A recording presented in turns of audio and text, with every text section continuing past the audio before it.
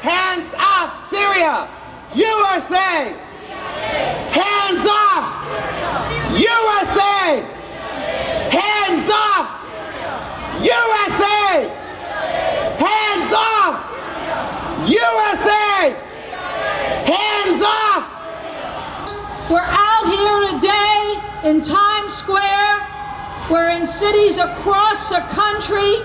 We've been at Congress people's offices all over the country, thousands strong.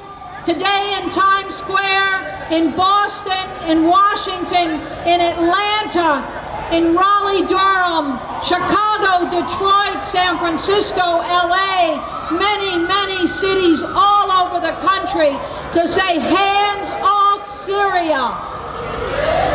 We're out here so strong because everyone here knows, but also millions and millions of people know that every war in our lifetime has been based on a lie. Every war has been based on a lie. Isn't that true? Vietnam War, remember those PT boats that they said were attacking the U.S. Navy, and it was a lie. We could look at Grenada and Panama, the war against Iraq, the tales of incubator babies in Kuwait, and that's how we know that the war on Syria is based on a lie. The U.S. has no evidence. All they have are the bombs, the cruise missiles, the napalm, the white phosphorus, the B-52s, the ships, the aircraft carriers, and the destroyers. And we have the people power all over the country and all over the world to say no, no, no, not another war, no.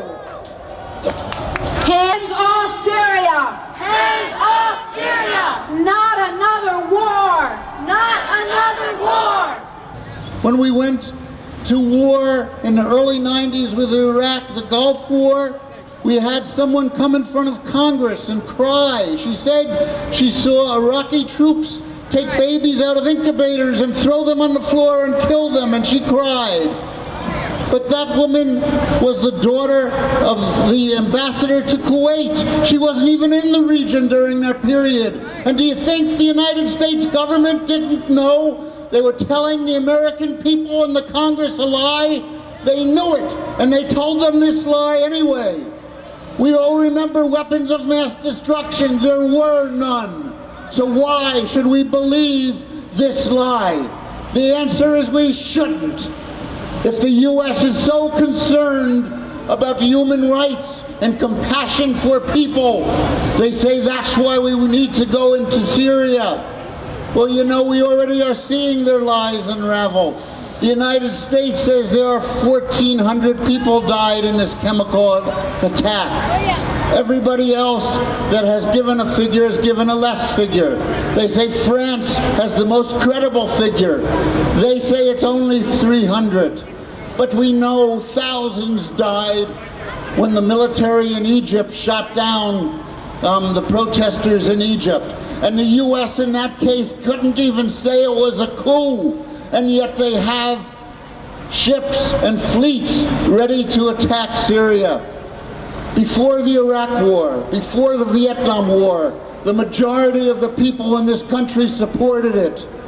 But before this war, the majority of people in this country and the vast majority around the world are opposed to it. That will make a huge difference. Because if they go to war, if they bomb Syria, if they kill more people in Syria, the American people are ready as never before under any war to fight back and make it impossible for them to do that. I am a true Syrian. I have Syrian blood in me, and although I was born here, I have been there several times, and it's not fair to my grandparents, my cousins, my friends, and everyone in Syria that they are going to be bombed by Obama. He is wrong. They have done nothing to hurt Americans, but yet Americans want to hurt them. It's not fair. because it's my country and you have no right to bomb it. This is a war for Wall Street. This is a war for the 1%, for the bourgeoisie. And we need to start considering we, the working class, to come together to fight this machine so that we can fight for our own interests, the working class interests. The United States loves talking about regime change in Syria, regime change in Libya, regime change in the Democratic People's Republic of Korea. When are we going to start talking about regime change in the United States of America? When are we going to have a humanitarian bombing campaign on Wall Street? Ask yourself that question. And ask yourself what is to be done. Thank you. That Korean Americans stand in solidarity with the people of Syria, and we oppose any form of U.S. military action in Syria, because we know all too well what it means to have a proxy war fought on our land. Let us remember that it was the United States that used Agent Orange on the people of Vietnam, where many generations of people are still suffering because of the contamination of their soil and water that the U.S. chemical weapons left behind. Let us remember also that it was the United States that used white phosphorus in Iraq, in Fallujah, where the environment and the health will be damaged for God knows how many generations of people in the future. And of course, we oppose the use of chemical weapons by anyone on any population.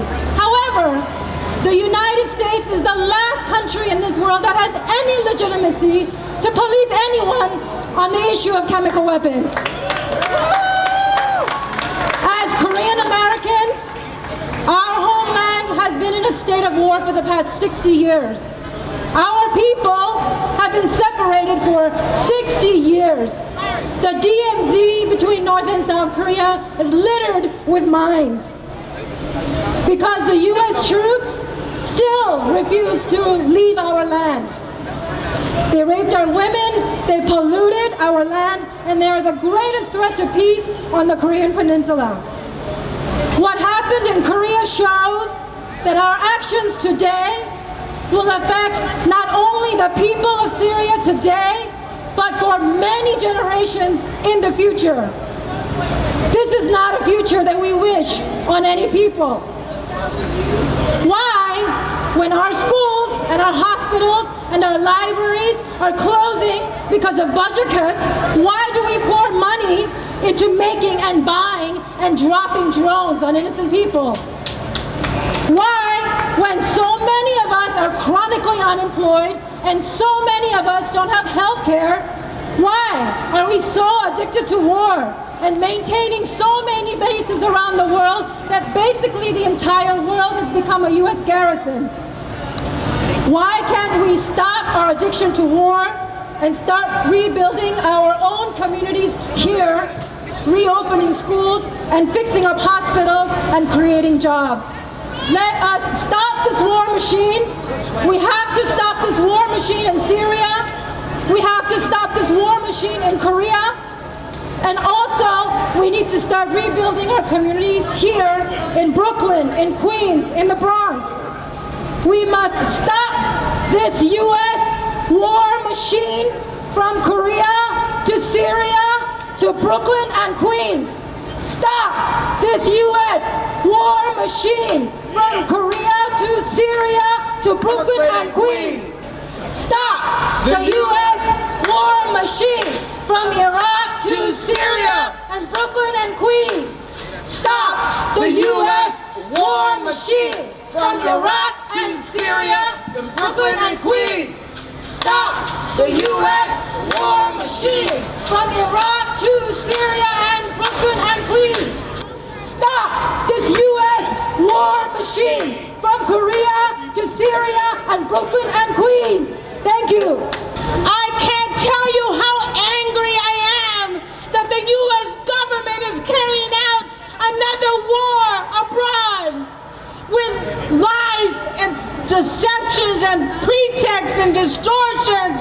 They dare to try to fool the people of this country to go to war in Syria, when we know that it's all about oil, that we know that it's all about domination, that it's a message to the people of Egypt, the people of Syria, and above all to the people of Palestine, that the U.S. government wants to be the #1 bully, the #1 police of the world. Go back to our roots. Go back to the proud history in this country when the people have mobilized in the millions to stop war in Syria. And this is what we dedicate ourselves, sisters and brothers. We are going to build a movement in the millions because the people of this country are suffering. We need jobs. We need education. We need to free all our sisters and brothers who are in jail, whose only crime is that they're black and Latino. We need to put the real criminals in jail. And we need to stop the deportations of our people, because the only crime that an undocumented worker has done is that he has crossed the border to try to feed his family. It should be war in Syria that is illegal, not the workers who are trying to survive. And so we dedicate ourselves. Tell the Syrian people today that we will not stop building the movement, that we are as pissed off as we can be, and that we're going to tell Washington no war in Syria, or we're going to shut this country down. If we have to go on strike, if we have to stop going to work for 2 hours or 12 hours, we have to do it. We have to do whatever is necessary to stop this war in Syria. Hands off Syria. Solidarity with the people of Syria. Solidarity with all the people of the world. Si se puede. There is no excuse, not any excuse. It's irrational that Barack Obama, Nobel Prize laureate, Barack Obama, who declares himself a Christian, could ignore, and John Kerry with all of his lies, that they can ignore what is going on in Malula. The New York Times will ignore it. All of the U.S. corporate press will ignore this atrocity. Sure, they will report on it a month from now, as they haven't reported on the March report that was from Russia that said and offered much more conclusive proof that the rebels had used sarin gas. We don't hear that in the American press. We don't hear that in the American press.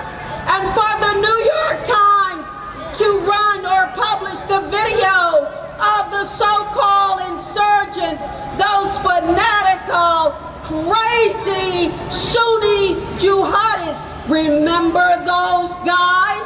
They're the ones who are who bombed the World Trade Center, but now they are allies of Barack Obama. Someone is touching my back. I thought I had just started, but I have a little ditty I want to sing for you. You better watch out. You better start crying. You better start praying. I'm telling you why. Barack Obama is a neocon. We shall not pay for endless wars. We shall not pay for endless wars. We'll pay for jobs and health and education, not for endless wars. We don't want Obama bombing Syria. We don't want Obama bombing Syria. We should all tell the president at whitehouse.gov, no more endless wars. Congress, work on new jobs, not for endless wars. Work on immigration, not for endless wars. We want to work on opportunities at home, not for endless wars.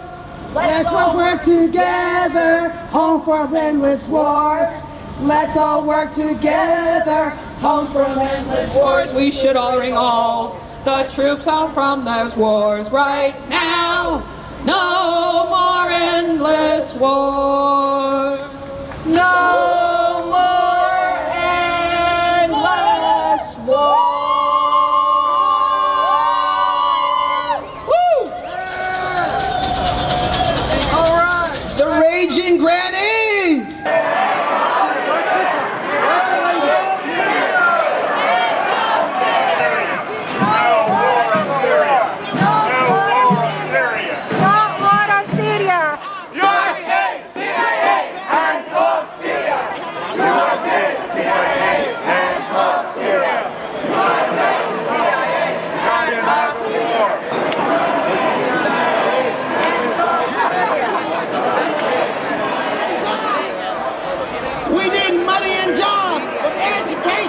Not for war and occupation.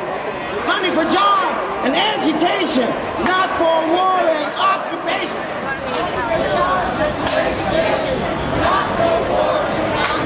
We need money for jobs and education. We need money for schools and education. We need money for jobs and education.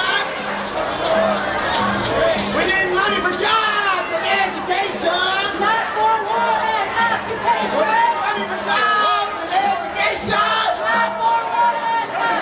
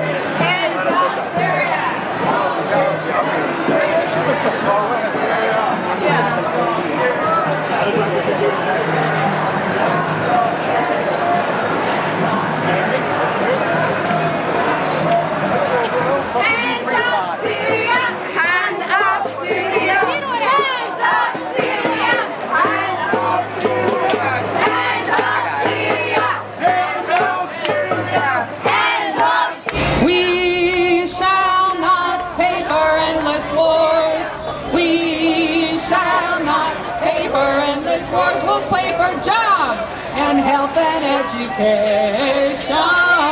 Not for endless wars. We don't want Obama bombing Syria. We don't want Obama bombing Syria. We should all tell the president at whitehouse.gov. No more endless wars.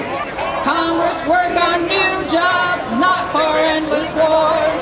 Work on immigration, not for endless wars. We want to work on opportunities at home, not for endless wars. Let's all work together, home for endless wars. Let's all work together, home for endless wars. We should all bring all the troops home from those wars right now. No more endless wars. No more endless wars. Woo! All right, the raging grannies! Syria!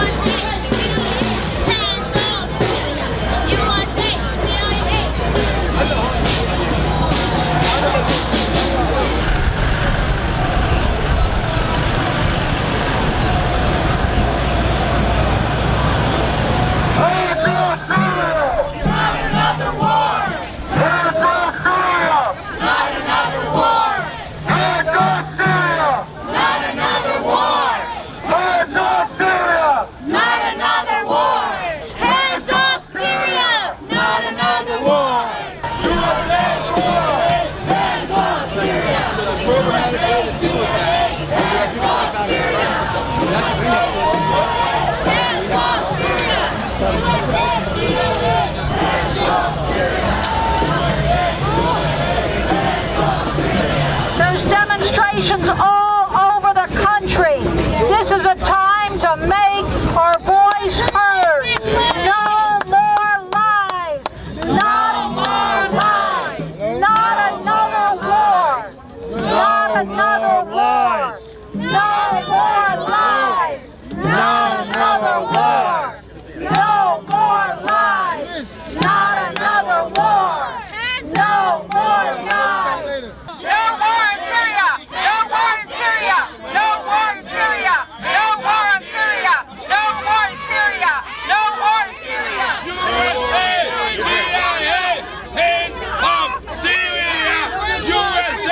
CIA! Hands off Syria! USA! CIA! Hands off Syria! USA! CIA! Hands off Syria! And it's isolated in this country too, as the majority of people are against another war. Every other war we conducted, at least in my lifetime, started with a majority for it. This starts with a majority against it. Yes. Today and this week, there are demonstrations in towns and villages and big cities all across the country. Today, there are demonstrations all across the country, and this is just one of them.